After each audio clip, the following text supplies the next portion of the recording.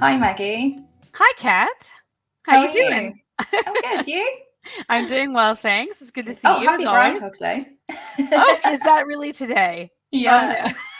That's how aware I am of Oh irrelevant man, holidays in the United I was gonna States. ask you like what Phil's prediction was, and you don't even know yet. It's Phil's a disappointing. liar. He doesn't. That's It's a true. Can't non-point really these rely on it. days. So I don't Acute trust a groundhog. liar. That's fair. So, what are we going to be talking about today? Well, I think it's really important for us to be discussing safeguarding in schools, particularly online, but also just in general, recognizing things in students and people around you, and really kind of the proactive versus reactive approach of what Yes. schools are currently doing, what teachers are currently doing, and what we should or could be doing to be much more efficient and to be able to help our students before things get to what we'll call the point of no return, to the point where something inevitably bad is going to happen. So stopping it before it gets too far along. Yeah, absolutely. No, I agree. Getting that prevention early is definitely key and can save, like you say, a lot of damage further down the line. Exactly. And I know the interesting thing for us is you being on your side of the pond, me being on mine. We obviously have very different approaches, our government do on how they handle things. So I'd love to hear from you. What do you guys have in terms of regulations and kind of procedures in the UK, so we can kind of compare that with the US and see what's the same and what are we not doing that maybe we could be overlapping or doing together? Yeah, so we've got a couple of kind of bits of documentation from the government here for keeping children safe in schools. And then we've also got things like working together to safeguard children as well. Those are kind of the two key documents.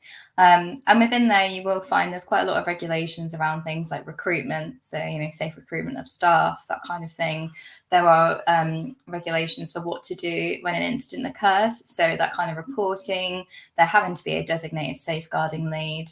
The way in which it's reported, what then happens after, so who's it then passed on to, when can you expect a response, all that kind of stuff. And also things for like with the students, how are you going to talk to them about things if they disclose to you, lots and lots of advice about not leading them in conversations, and things about, keeping them safe in school, making sure the environment is a safe place, teaching children about safeguarding themselves, so whether that's online or personal, what to do if they have an issue, how to make kind of those safe choices. That's kind of quite big in there as well. So there is a lot in there, but I would say a lot of it is quite reactive. So very much when this incident happened, you need to do this, or yes, staff need annual training, but what should that training look like? Like, what's the example? What would be good? What are all the bits they need to cover? Yes, they need to look for some signs of abuse, but what are there some like case studies that maybe schools could look at? Maybe there are some elements that could really improve that more proactive safeguarding. And I think there are some charities and organizations that do, but it's kind of getting that to a place where everyone can access it really easily and not having to go between lots of different places to get all the info, if that makes sense. It does. And I find that it's very similar here, where if you want information on that, it's not really collected in centrally in a lot of places. It's very scattered. You have to go search the web to find this, even, Googling things about, US laws on student safety. It's all over the map as to what you're going to find and which resources and what they specialize in. So there's not a great centralized location necessarily, or there are multiples, but they're not 100% complete when you actually look at them. It seems like it's a common thread. And you mentioned something interesting. Your schools are required to have a safeguarding lead. Is that typically someone who's already on staff, like a teacher or principal, who also takes that role on, or is that a full-time position? It will be usually someone that already works within the school, which I think does make it more difficult, because obviously they're doing that alongside all of their other responsibilities.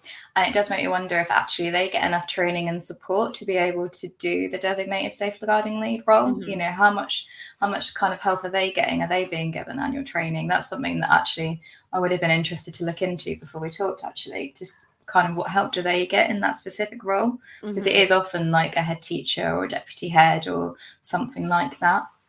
And of course, if they're already the head of something, like the head teacher, and that is like usually like that's a department head for us over in the US, you're carrying your classes, your load, plus coaching or mentoring other people, or helping with curriculum development, or I don't know, working the school newspaper or something crazy like that. So you're already wearing 10 hats, and now you've got this other one that odds are you're not balancing. You're not able to kind of, things are going to fall through the cracks basically at that point in time because you're carrying too many things. Yeah.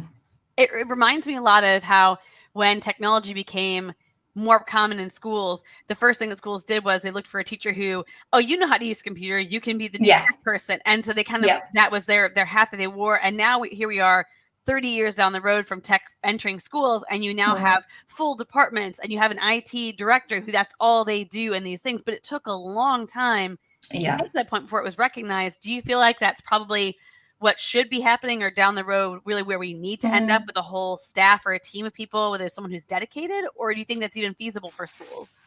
I think it would be great. I think the issue will be funding and staffing. I think looking at the fact that, for example, we've got strikes going on in the UK, we've got a lot of teachers and a lot of staff that are very unhappy at the moment for many reasons. And I think that would be difficult to achieve. But I do think a team would be great, kind of a whole pastoral team for schools where you've got someone that's specific for safeguarding, you've got someone that does like the parent outreach and all that kind of stuff, someone who can really support emotional and mental health for children. And there are schools that do have some of those roles, but again, it's finding the budget and the people and giving them the right training and support as well. I agree completely. And in the US, we have school counselors, but typically if they have them for schools, if you're a large district, you're a counselor who bounces between schools. So you're not assigned to a single school. Sometimes they will have multiples, and your counselor is for last names A through M and then N through Z. And so you just kind of get some of that person. You have a huge caseload of students. And in that case, many times they only see the students who have reported problems or have already come to them, and they're not actually doing a lot of outreach. Reactive then. Yep, exactly. So they're not doing things proactively because they're too busy handling it. And that really is a budget issue of not having enough funding to provide for that, to be able to allow them to interact more, to build programs, to do things. So that makes sense. And also it's kind of different for you as well, because all of your regulations vary by state, don't they, as well, for safeguarding? Yes. Yep, and not every state has some. So if over in the US side, really? I didn't realize that. It's very interesting. So we have like general laws like COPA and SIPA, which are like Children and Protection Act, and then you have things like FERPA, which is like the Family Educational Rights and Privacy. So looking kind of what can or can't be disclosed, and they get a little bit more specific about if a school wants funding, you need to have certain things in place like filtering so students can't access inappropriate content. You need to make sure that certain things are happening with your devices. But beyond that, it's the states that have had things happen that are really bad that have actually created additional laws. So you've got things like Jeff's Law in Florida, David's Law in Texas, the Dignity Act in New York. And really a lot of that stems from a student who, the worst thing happened. They were bullied online. They committed suicide or they attempted to. And they usually are because parents then react. They gather together. They push lawmakers. Someone takes it under their wing, and then it gets pushed through. And it ends up talking about what is cyberbullying or what is online bullying, what isn't acceptable. But even at that point, it's a lot of reactive. If this happens, then you do this kind of thing, or schools should be reporting or that kind of thing. But there's not a lot about here are things you should be doing. It's more like, or things you must do. It's more here are some suggestions, but there's no must in place. And I think that's where we're falling short on our side is we're too afraid of kind of regulating the before. We just want to regulate the after the bad thing happens. Now we regulate, after then this is what happens. Like you said, the rules of when something bad happens, when a student tells you something, this is how you report it. But how do you catch it before that actually happens? That's really something we need to be discussing more often. And all that stuff is really important, obviously, how you respond to it and make sure it is all reported correctly. So you got the best outcome for that pupil. But like you say, it's just as important to get that proactive stuff in there. And like I noticed when I was reading through Keeping Children Safe in Education 2022 document, there were like must and should statements. And then one of the should statements was about filtering and monitoring content online rather than it being a must. And I think it's difficult then for schools when they've got so much to think about and consider to take on things that maybe seem like they're not given pertinence because they've not been given that must. They've got that should. And then also within that, it's like, but you might want to consider I think even mentioned about considering your budget and against safeguarding risks and things. So already it's almost like it's making excuses for why maybe you don't have to do that, or maybe you can do it not as well, or and then it'll point you to some places to go that have great support and advice. But again, you're having to go and find all that information. And it seems like there needs to be the support for schools to have that stuff in place anyway, not just like, oh, you might want to consider this. And that's a good point, is that they're waiting for the authority to, like, someone tell them they have to do this, because then they can say, well, now we must allocate the budget for it, but then they have to have the funding to do it. And if they do not have the funding, they're pulling it from one thing to pay for another thing. And we had an interesting instance about a couple of years ago where a district in Minnesota, it was around the pandemic, and when students were going home, they were worried about them and kind of what was happening, and they didn't have any idea of the engagement. And so they procured a solution that monitored 24/7 the kind of language and things that students are using, which in of itself is not necessarily a bad thing, but they didn't disclose it to the parents in the right way. They didn't let families know what was going on. They didn't kind of expose everything. And so then there was a lot of outcry and outrage about, you're watching our kids doing X, Y, and Z. And then I think there was one instance of a student who was outed as gay when he wasn't ready to be outed, because they caught some of these things the student was accessing. They sent it to the parents. Parents were like, wait, they're looking at what? And so it became a big thing where it's like, well, where's the student privacy in that? What should or shouldn't be disclosed?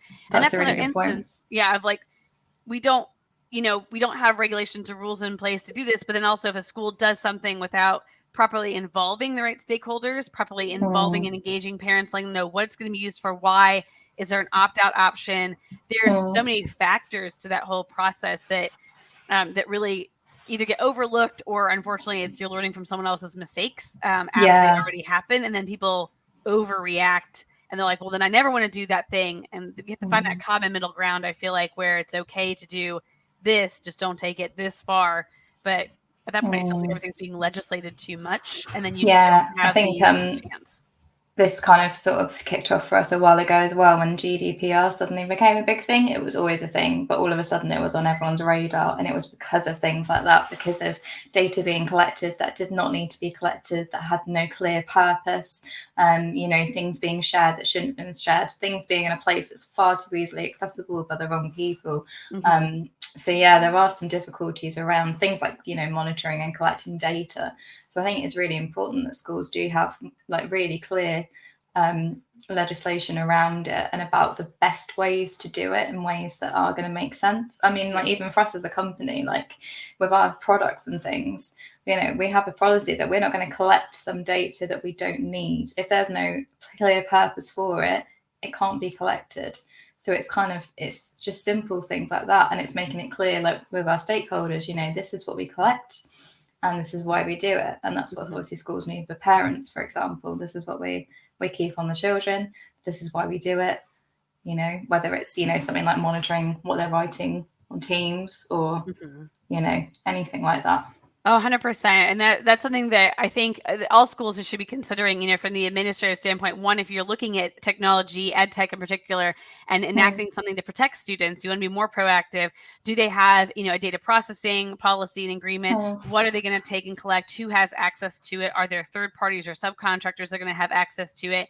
You hear about some organizations and some companies where when they're monitoring student activity, and like you said, like the things that they're typing, that they don't just it's not just AI, it's actual human beings that are part of this company, not the school, that are reviewing this content. So now you've given someone who doesn't know your kid, who lives in another state, the access and ability to see what your child or what your students are talking about. And then it's up to them to go, yeah, this looks dangerous, I'm going to flag this for the school. But they don't know that student. They don't know the situation. They don't know what's going on. All they're doing is looking at it and going, oh, I'm using human eyes. And in that case, that's why I feel like AI is beneficial for schools, because you tell it what to look out for, it flags it, and then someone within the school actually is the one who reviews it. And that's the approach that we take with things like Classroom.cloud and DNA, where everything stays to the school. So nothing gets sent to us, nothing gets sent to human beings from NetSupport who are looking at it, but it's your decision then as a school. I got this report, this is the information. Okay, I'm going to act on this way, or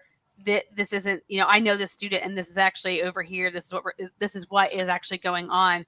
I think if you involve other people that are not part of the circle, you risk exposing a student to potential harm, like that student who is outed or students who maybe are not ready to talk about something quite yet. And of course, you do want to catch things before they happen, but you also don't want to jump on something right away and that's going to then prevent the student from opening up or talking about something. And absolutely, sexual orientation is one thing because that's more of a personal, they're going through that versus like if they're being abused, you want to stop that right away. Absolutely. If they're being bullied, you want to stop that right away. So it's the difference between understanding when students are talking and someone's looking up resources to help them with dealing with sexual identity, for example, versus someone who's calling another student an explicit term because of their sexual orientation or their identity. Exactly. That's what you want to catch different over situations.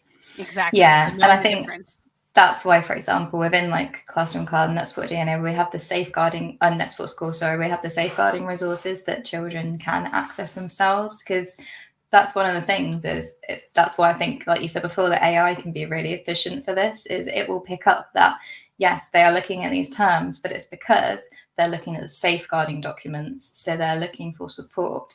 And that would be a good time to, have a chat with a pupil, but it doesn't necessarily mean that it's like some massive, huge issue that needs to be shared or this or that, or it tells you what the response is. Or it might be that they've been told to look it up in a lesson because it's, related to something they're doing. So I think that stuff does come in really handy. And then, like you say, give it to a human who can then review it and see, like, sensibly, like, I know this pupil, I know this, let's respond appropriately. Exactly. I think the people who know the students best are the ones that should be involved in that. You shouldn't involve people who aren't necessarily connected to that because they're missing the full context of things. And that's why, having that contextual intelligence, what we call it, and knowing the pieces and parts. So like you said, not just the word, but what website were they visiting? What app were they using? Like if students in Microsoft Word and they're typing a document and they type the word weed, okay, that triggers like marijuana, but they could be writing about weeding a garden or something. Yeah, exactly. It's a Microsoft Word. What damage? Maybe they're writing a report about dangerous drugs and substances for health class, versus if they're on buyweed.com. I'm a little more concerned about that because it's, there's a reference point for that. So, I'm also concerned that there would be a website that blatant in the name. I don't know if it exists. Nobody go look for it, but odds are it does actually exist. Some people are just very straightforward or something. So it's just, students are they're going to experiment. They're going to look for things. The question is just, what's the intentionality behind it? And, with the US, especially when we talk about protecting students, we think a lot about school shootings and safety and what happens there. And there's almost always, I would say, in the 90 to 95%, if not more, when they look back at the people who are responsible for it, there is a trail of activity, of things and signs leading up to the actual final decision. It wasn't just they were happy-go-lucky and the next day they came and then that happened. And so the question becomes, what are some safety nets we can put in place, or what can we do as teachers? Because you and I are former teachers, what can administrators do? What can parents do to help collectively look for the signs before we get to the extreme? So if we're trying to stop before the car goes over the cliff, what are the guardrails we can put in place that are going to keep students, in line? We can help them before they do something dangerous to themselves or others. So from your perspective, you were early childhood, so you dealt a lot with younger students who obviously are not necessarily at that point yet. But what are some things you feel like teachers could be doing even from an early age that might help to benefit as the students get older, that are going to either prevent or protect or just, help to encourage more openness that's going to allow for us to catch these things sooner and be able to help students before it's too late? Yeah, so I think it is really important that the main thing, the first thing you want really is that people feel safe in your classroom and safe with you, because they're never going to disclose anything to you otherwise. So I think it's not just having those like assemblies and group times about, this is what consent means, and this is what your body is. And those are all great, but those are just, then it's really hard, I think, for people to connect it to things that are happening. So I think it's just them always kind of knowing you're there, taking an interest in them. Like, it sounds silly, but like, honestly, just by showing that you have an interest shows some sort of level of care where they feel like they can talk to you about stuff. And sometimes they won't realize it's an issue, if that makes sense. So they need to kind of be willing to talk to you.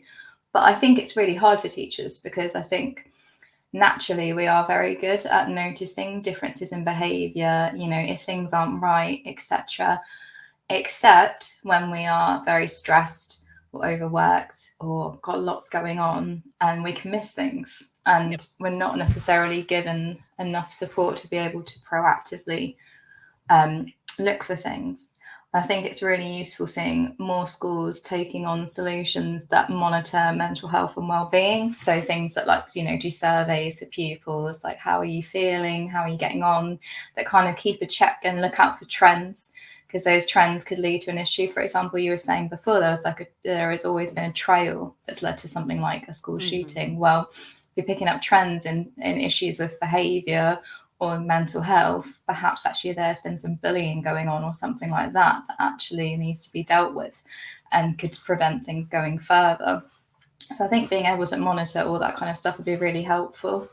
And yeah, I think it's giving people's time. It's really hard sometimes, because sometimes they'll say they want to talk to you about something and it's like right in the middle of the lesson, it's just the wrong time. It's like, you're doing this, you're doing that. So it's just making sure that rather than kind of being like, no, can't do that, it's that we will, but let's do it the end of the lesson, come see me, we'll do it then. So it's just trying to move it to the right time and not forget, because I think sometimes if they feel like you didn't have time for them, they worry you won't have time for them ever. So it's just trying to be really clear. It is hard. It's definitely a balancing act with all the other stuff that teachers are doing, all the pastoral care they provide.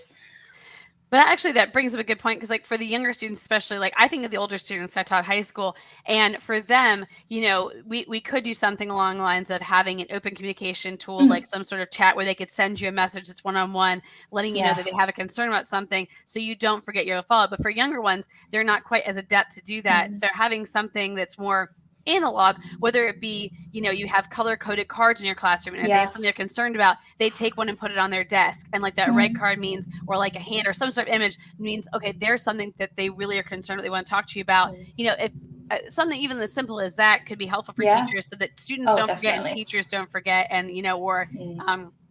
we always talked about, for like the high school level, is you always had a prep period, and yes, you absolutely used your prep period as much as humanly possible, but we always had, at least I tried to have, an open door policy of, the students were allowed to go visit teachers if they needed help with something. And so mine was an open door, like I have a library with a bunch of books, you can just come in and pick one and read, and that's fine. If you want to come in and get help with work, you can. If you want to talk about something, that's great. And you always wanted to be that teacher where the kids wanted to come hang out in your classroom before school, not because you were cool, but because they felt safe in your classroom. Definitely. And you create that space for them. And maybe they don't talk now, but by opening it up, they talk to you later. And it's something as simple as just having those open door policies, or even offering 15 minutes after school of an open door, 15 minutes before school, open door, like, come in if you need help. And you clarify, it's not just school help. It is help, and they know, like, that means something. I always think about doctor's offices, like my OBGYN over here in the US, they have, when you go in to give samples, shall we say, if you have to go to the bathroom and do things, they have a red sticker, because the samples go directly to the lab. They don't come back out with you. And if you put the red sticker on your sample, your cup, it basically means you're experiencing partner abuse or domestic abuse at home, and you want to talk to someone about it. And then they have a way to get your partner to leave the room, have them go fill out a form or do whatever, so they can talk to you privately. It's like, wouldn't it be nice if schools created a system where students could discreetly ask for help, and then feel like, okay, it would be addressed, and there's something going on, but then it's not the, oh, well, I'll talk to you about it later, and then the teacher never asks, the student goes home, and that was the time they really need to talk to somebody. I feel like that's something simple that we could be doing that actually opens the door for discussion without it being too much workload on the teachers necessarily. One thing we did do, which again, it's quite difficult because it wouldn't be so great with the very youngest learners, but with my year twos, we had like a worry bin type thing, and they could write something down they're worried about and kind of chuck it in there, and then I would always check it just to make sure. Most of them were like just like normal little things that they just wanted to write down and forget about, but it was a good place to find some of those things where you might then need to have a conversation with a child about it, just like, oh, I noticed this is what you put in the bin, is everything okay, kind of follow up. And I did also used to have a space in my classroom as like a tent, where like any child that comes in that just needs to go in there and just have some time to themselves, that's really great. But it was very much needed for a child to have behavioural issues, and it did help a lot in terms of safeguarding for himself and the other pupils as well, to have a calm, safe space to just, breathe. And that just teaches them it teaches them coping strategies of, I need to take space and walk away. And you're just giving them permission to do that. I do that with my toddlers all the time. It's like, seems like you're upset. Do you want to go over here and like snuggle under a blanket or do whatever? And early on, it helps them learn strategies to cope with mental health issues so that they know what to do, rather than waiting until bad things happen and suddenly they're like, I have nothing. I have no strategies for that. I always think about, for our students, like I taught English, we're always teaching them things like study skills. It's not English, but we're like, okay, I'm going to teach you study skills. It kind of gets wrapped in the curriculum, but it's important that they learn different ways to study so that way they can be well prepared for college. And, it's not terribly difficult to weave some of those things into your curriculum and your teaching every day. Something as simple as student journaling, giving them a journal, and then you provide prompts, but offering them the chance every day to do like a free journal versus writing the prompt. And if you free journal, it has to, just kind of fill the page or write whatever. But any subject area can really do that. And it can be something as simple as, if you're in history, you're talking about a certain thing that happened, okay, imagine this was happening right now. And how would you handle this in your life? What would you do? And that can be very telling, because the student could talk about how, I don't have somewhere to go, or I would go to this person because I feel safe with them, or I would do X, Y, and Z. You can learn a lot about students through those type of activities that then gives you signals and clues that something is going on. That helps you to then, hey, you can write back, oh, I noticed you wrote about X, Y, and Z in this thing. And you had that chance to respond, but it's in a private, quiet space. That's a good point. If you think about it in online safety lessons, we're like, oh, if a person sent you an email you didn't know, what would you do? But there's no reason why it can't be part of conversations in other lessons, like you say. Especially those kind of big topics.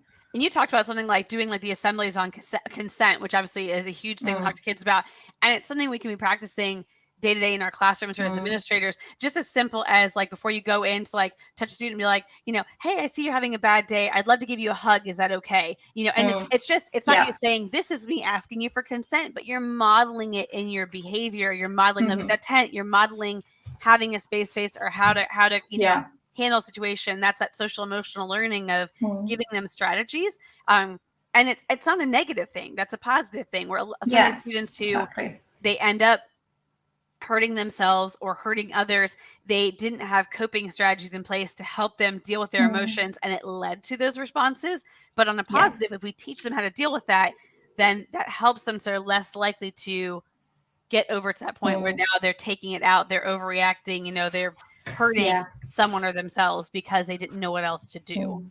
Yeah, because I think it's important that we do think a lot about that safeguarding aspect as well, as like them safeguarding themselves and also them safeguarding with peers as well. Because if you do have that kind of explosive behaviour, a lot of pupils can end up being hurt as a consequence. And then, it can then become an issue for mental health, especially, if there is a child that did get involved in this kind of behaviour, they might feel kind of labelled, and then it kind of just grows from there. And it's very, it's one of those things that the sooner the better, stopping something like that. Exactly.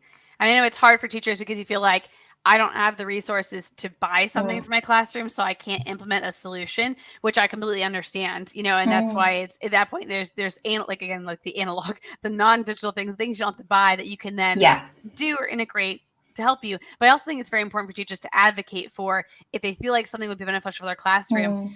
We deal with it a lot kind of on our side with things like Classroom.cloud and NetSupport School, where it's a monitoring and engagement and instruction tool. And a lot of the administrators look at it and go, oh, you're policing the students. You're just going to sit at your desk and watch them all day, because in their mind, they think that's what that's for. But actually, tools like that are really helpful. Classroom management solutions are helpful for creating those guardrails where, the school has filters in place. And, yes, the students can't access porn, obviously. But there are some things like Minecraft for education that you might use in one class that I don't use in another. I want to help teach my students what should or shouldn't be used. So by having a classroom management solution, I can implement a set of not allowed websites for my class, but still then be able to allow them at the district level. The school can still allow them in other classes. And I create those parameters to help keep my students focused on tasks, but also help keep my students safe by knowing. It's giving teachers more control as well, I think, themselves. Because I think a lot of it is like being slaves to like the admin, like, you know, like the blanket, like this is all blocked, this is done. Whereas it's giving them,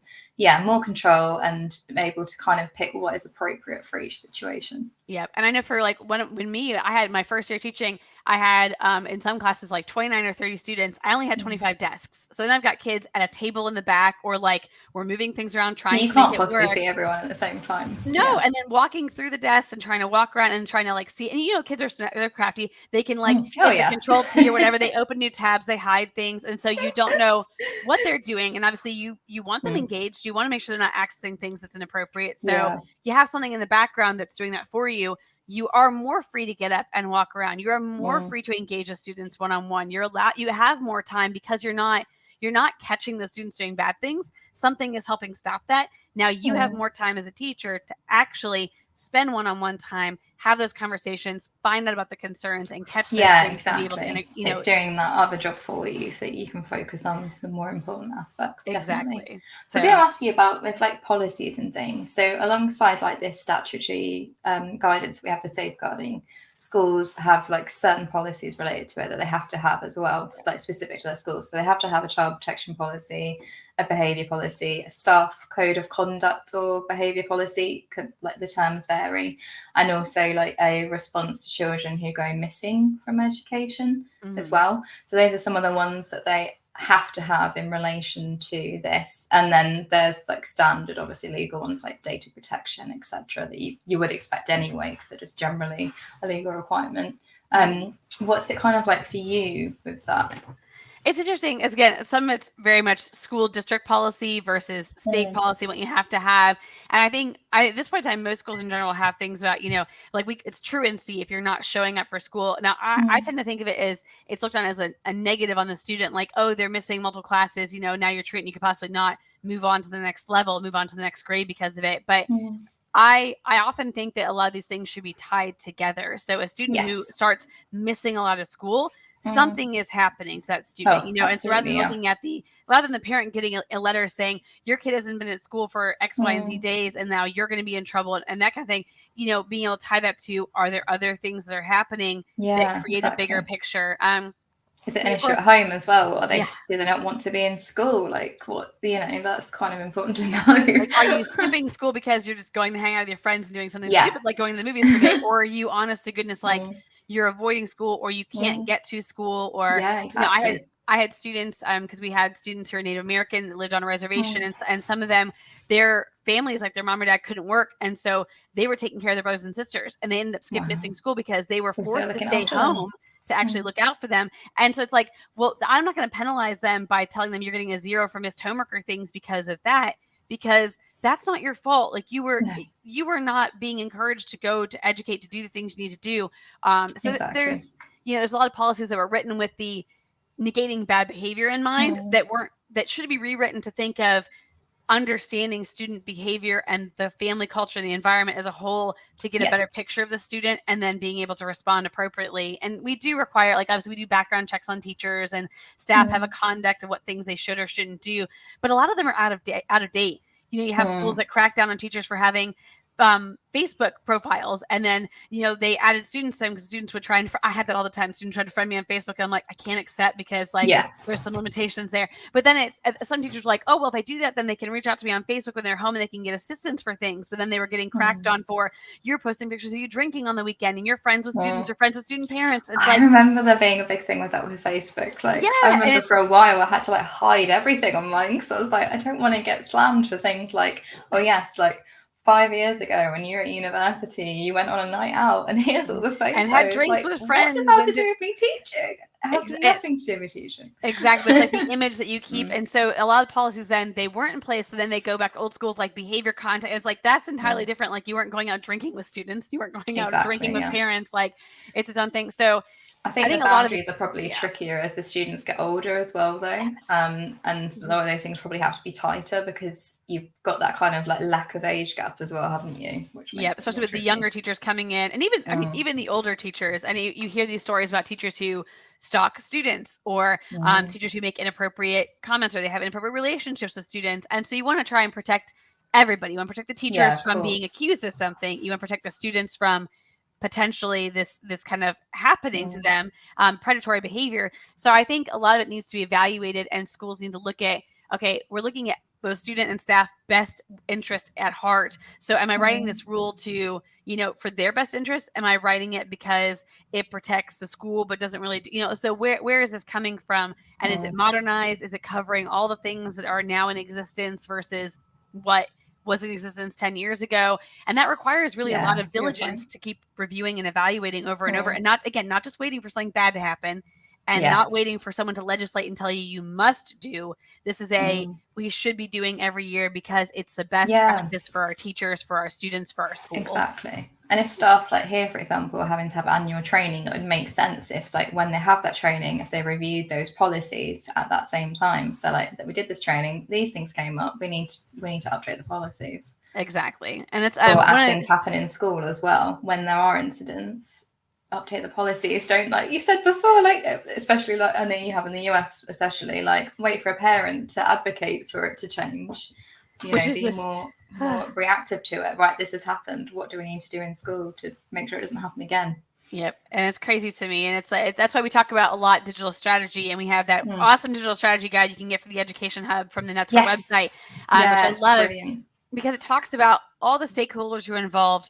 You bring them to the table beforehand. You talk about the concerns because they're going to recognize things that maybe you wouldn't have because, like, you guys call it SEND, we call it SPED, so special education or special needs and things. So what they see is going to be different from, the kind of straightforward K-12 track. If you have parents, if you have IT, everyone has a different perspective on things. And I think from the administrative standpoint, it's really important to have that collaboration, open communication. And if we are going to be more proactive, we need to start looking at what can we do to help prevent things from happening. And whether that's offering, quarterly parent nights and conference nights. And you talk about, here are some key trends that are happening in the school that you need to be aware of, not just sending an email home, because honestly, parents see it, they skim it, they read it. Are they really paying? They're like, oh, I have a good kid, so it doesn't really matter.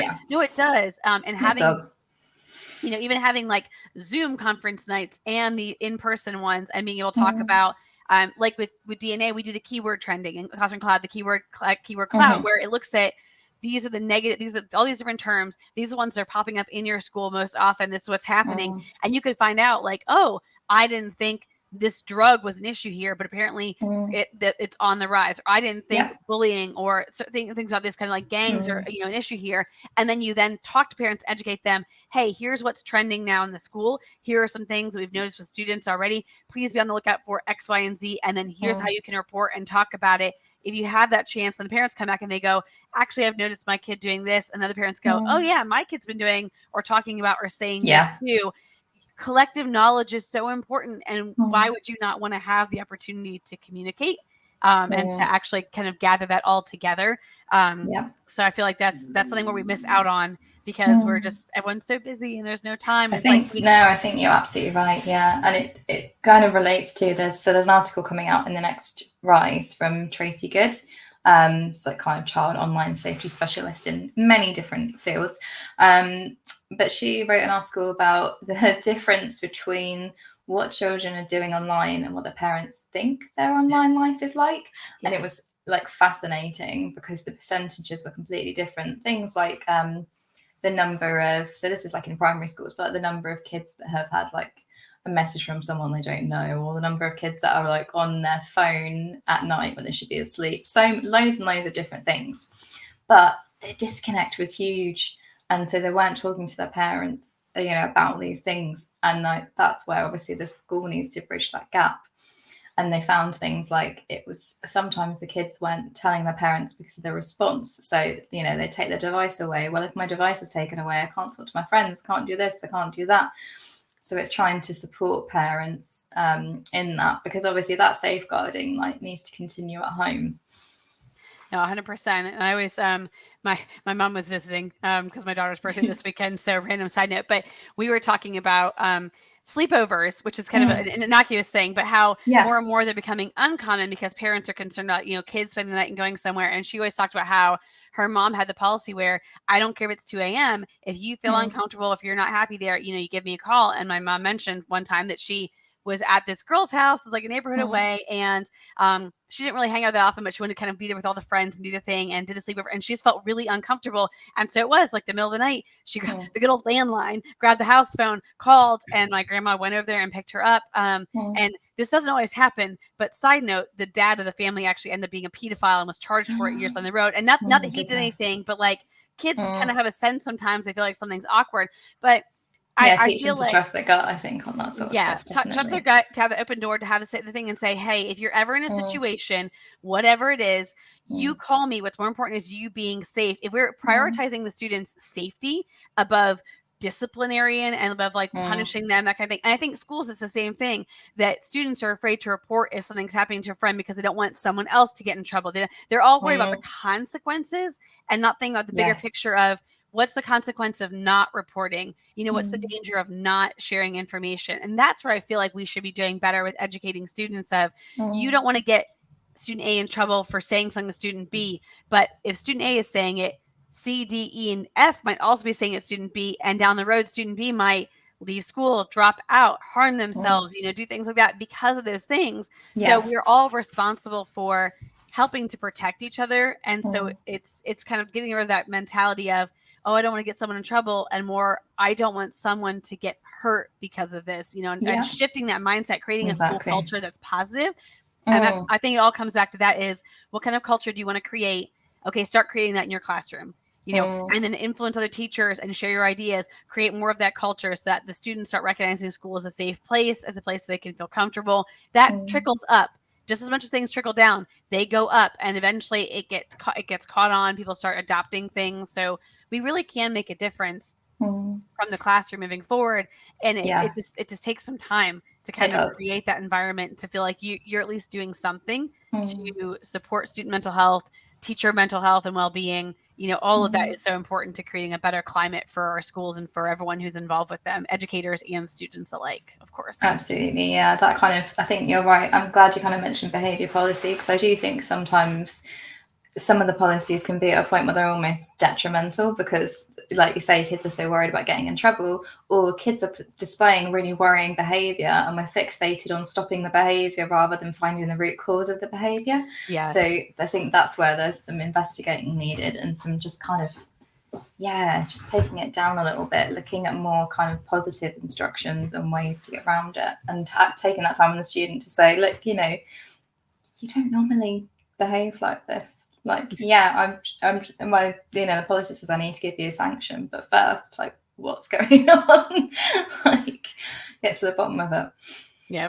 No, I feel like that's, I mean, I think as me being a parent, I think that's something that it's made me think more about that too, of like, yes, I can punish my child for bad behavior, but if they normally don't do that, why are they doing that? They're acting out. I think I saw something the other day that, you know, all behavior is communication. So negative and positive, all behavior is communication. And if I'm behaving negatively, telling you basically? I'm trying to say something. Now, obviously, we have to teach them that behaving that way is not okay. But I think identifying the root cause is also the behavior is going to keep continuing. There's going to change how they do it. I think we need to start looking at students as more than just behavior, but as people, and then identifying, understanding, like you said, the trends, little things of, you don't normally act like this. And even if they do normally act like this, maybe they've been acting like that for so long that people just kind of written them off, but they're acting like that for a reason. And that's, again, going back to school counselors, being able to work with them and talk and getting them help, understanding, or trying to help the whole student, you know, because at the end of the day, we only get so much time with them. They move on, they go to the next teacher and the next thing as well. And you want to have as much impact as you possibly can. So not just writing people off, but actually trying to be the one that makes a difference, that actually notices something that affects a change. You may never even see it, but you know, maybe the kid gets down the line, they graduate from high school, and that you're in their speech because you listen to them and you help them. And it's just, it's amazing that one thing you can do. And that's what we should all be striving for, is that we made the difference, that we impact that student, that it made a difference in their life, you know, and to know that that's happening if we don't see it, if we never hear from that student, if we don't know that we're doing something. Yeah. I think we also need more support for teachers when it comes to when there have been safeguarding incidents, though. Because I'm thinking of examples when I had to disclose some really awful things and found myself just crying in the corridor for 10 minutes and then, back to class. Like, there's like that lack of support to help teachers in being able to like manage that emotionally. and also to be involved. Like, I know there's so much that people can't tell you, obviously, but if, say, the designated safeguarding leader was able to at least say to you, you know, don't worry, it has been passed on, or we will have a response next week, or even if they can't tell you what it is, just so you know it's been actioned, because I think otherwise you just feel really powerless. You're like, you've got this information and you're just worried about that people, and that's that. So yeah, I think sometimes that's really needed as well, and probably for the pupils as well that have had to disclose things, like what's the follow-up for them, how are they going to be supported in the process. You know, there are some things on there, but like where does, like, for example, the class teacher fit into that? Where does the designated safeguarding lead fit into that? I mean, I know there are some kind of bits in the statutory guidance, but just I'm just thinking, when I had safeguarding training, I don't remember there being anything specific to, like, right, you're the class teacher and all this stuff has happened. This is how you're going to support the pupil emotionally afterwards, and how you're going to support yourself. So I think that's missing as well. And it's just, again, it's a lot of load on one single person. And it really goes back down to, do you have the infrastructure, people, technology, what you need to actually enact these things, you know, from the front end all the way to the back end to support that? And whether that would be making a counselor available. And, you know, I always think of, like, when you have the schools that have had, like, over here, like the mass shootings or things that happen, that they'll bring in outside counselors. They'll try and get mental health support for the students and staff who are involved. You know, they have to do all these things, which is a great step. It obviously allows for, you know, allows for those things to happen. Definitely. But then it's ongoing that people still need to see those things. So, and again, it all trickles down to then making that resource available more often, having ongoing counseling or grief sessions, you know, and that's just more and more and more that we're having to deal with. And I think, okay, then what we need to do is we need to do more on the front end to prevent those things from happening, because then you're not trying to do patch Band-Aid work over here to solve problems. You've helped to prevent it from the front end. And that's why this discussion about being proactive versus reactive is so important, because schools have to stop looking at how are we going to handle this and start saying, how are we going to prevent this, or how are we going to recognize this, and then be able to do something about it beforehand, and having that mentality. And, you know, putting the funding, if they have it, putting the resources, they have it, finding the resources, whatever you need to do towards the front end of things is really going to make a huge difference when it comes to the mental health and well-being of everyone in the school, because then they're going to see that they're supported. You're going to reduce the number of instances that happen, which then frees up more time for everybody, you know, to be able to then address and solve the problem. So that's my 2 cents when it comes to. No, I completely agree. And I think what we will do as well is, with this video, we'll link in some resources or places people can go for support with some other stuff. I know that we've got some good kind of organisation and charities that have loads of really good advice for being proactive, and for kind of, you know, if you're doing, say, if you want to get like a solution for monitoring or something like that, what do you need to look for? How do you know it's the right one for your school? So making sure that you're not just putting things in place, but they're as effective as they can be as well. Exactly. So make sure we have all of those available for everybody. And of course, we have the Education Hub on the NetSupport website that has loads of articles about everything from cyberbullying, e-safety, safeguarding, the digital strategy guide, as I mentioned. All of them are free. They're easily accessible. And we also have wonderful insights and podcasts and things we've done. We just completed one with Tom Thalen, who does new bullying schools and mental health 101 for teens. It's a great discussion about what he's doing proactively to help schools and help students to learn those great coping strategies. And then I believe that today we are launching our new online safety panel discussion, which is really a collaborative effort across multiple countries and things. So by the time this goes out, it will not be today, but February of 2023, a great resource to watch, to learn about ideas, strategies, what we could be doing. So kind of, you know, if you want more information, want to have more of a discussion about that, that's a great place. Get on your edu Twitters, you know, find your people, talk about things. Absolutely. And just, you know, access resources and see what you can do to help. Yeah. All right. No, absolutely. Anything else that you wanted to share, Maggie? That I think we've covered everything. I think I think so too. I guess my top note, I think at the end there is, because we talked about the, you know, negative things that happen. I think it's just as important to acknowledge and praise the positive behaviors, recognize students in your school who are going above and beyond for being kind, who are reaching out. You know, people follow the expectations. they want to achieve what's being recognized. They want they want those things. They want to be noticed. They want to be seen. And so if that's what you're recognizing is that aspect, I really feel like that is an approach that schools can take very easily, is to start emphasizing the positive, recognize students for doing good things, going above beyond, helping them to have something, a goal to achieve towards, rather than a bare minimum base standards of don't do this, do this. I think that really makes a huge difference for the climate we're trying to create in our schools and for what we're trying to help our students to grow and to become as they get older. Absolutely. Yeah. And I think mine would be that actually staff are doing lots of really good things already for safeguarding. So reflect on what's working well and keep those things going as well. So, there are lots of good things you're doing there. So reflect on that, use that, think of the examples where you have been able to really support a student. Like, what did you do? How can you then translate that into preventing something for another pupil? What signs did you notice? So what could you be looking out for this time? So yeah, just try and be reflective on the bits that you have been doing really well as well. I agree. Well, Kat, it's always a pleasure to talk with you. I love chatting about all things education and what we can be doing better and what we are doing better, which is equally as important. So I'll catch you next time for our next little roundtable discussion. I wonder what topic will be next.